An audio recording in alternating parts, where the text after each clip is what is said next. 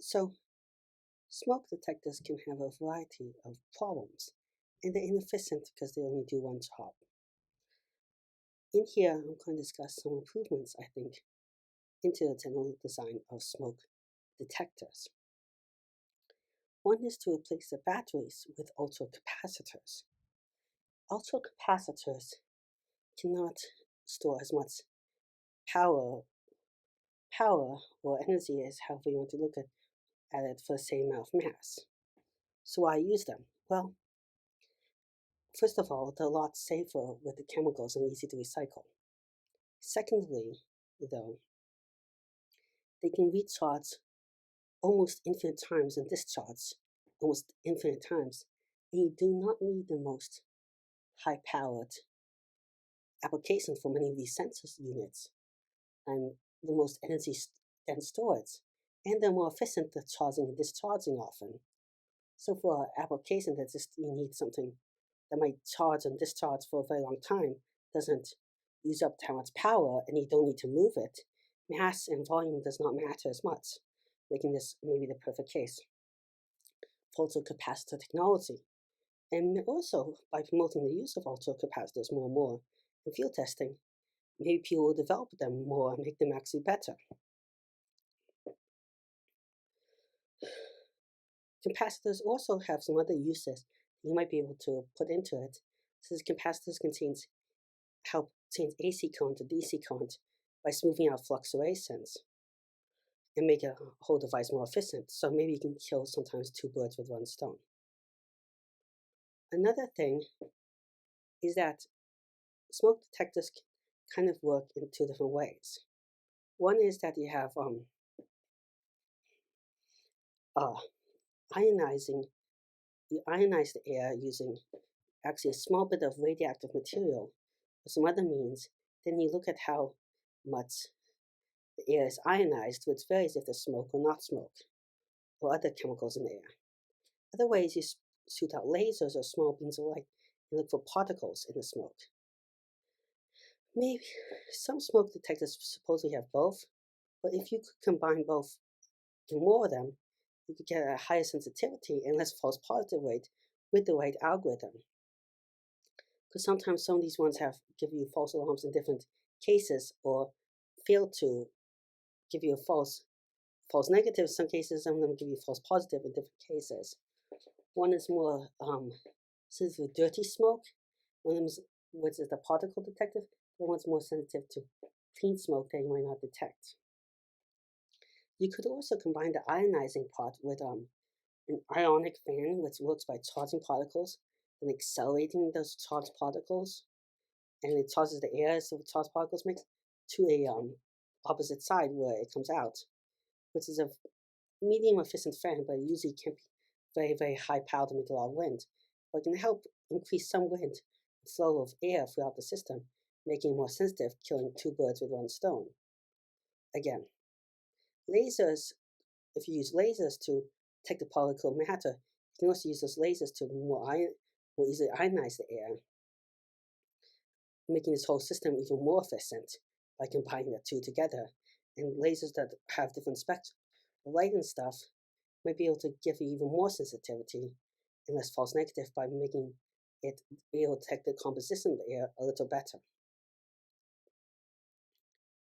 If you combine the sensor with a sensor that detects carbon monoxide and other pollutants, you might be able to get further sensitivity with smoke detector and less false positives. But also, by combining this, you save some energy. The fan and all those stuff you can reuse, and some of the ionizing and laser technology can reuse, perhaps. And you can also get a more thorough report of safety incidents. And if your house is safe or not to live, maybe you can detect mold or something, which will reduce further problems. Another thing is you could have the sensor to have detected there's people or something in the room to perhaps control lighting or heating, other things in it.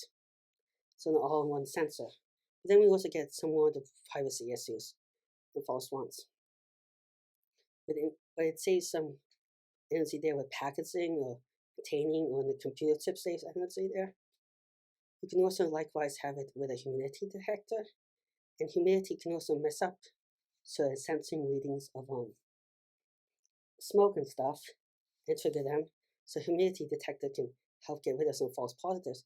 But also smoke itself might have a lot of water, very, very high concentration, but water in a slightly different, more vapor form instead of droplets, which might be able to help detect smoke in the first place. Another idea along the lines of all this stuff is to have the whole thing have a heating, is to use the whole thing with a combined with the AC heating fan or air purifier already in the house.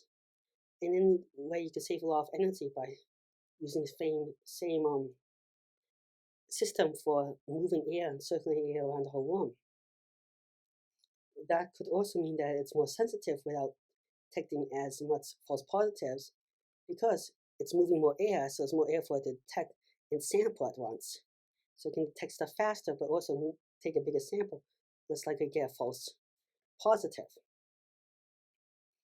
It could also save energy because the compression that goes in heating with air pumps or AC can actually be used to filter out air itself, and that compression, the filtered air, could have stronger concentration of particulate matter or smoke stuff and make it more sensitive.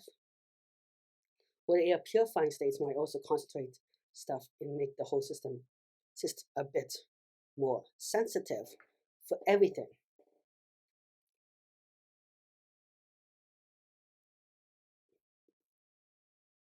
Another thing to incorporate this is just a basic heat detector, and that can be the thermostat, and that can help get rid of some false positives and negatives.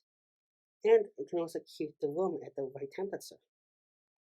And again, you can save a lot of computation power with the computer chip and stuff by just combining computer chips, and it also production cost because you don't have to manufacture so many separate computer chips. So you can save a lot in production cost and energy there.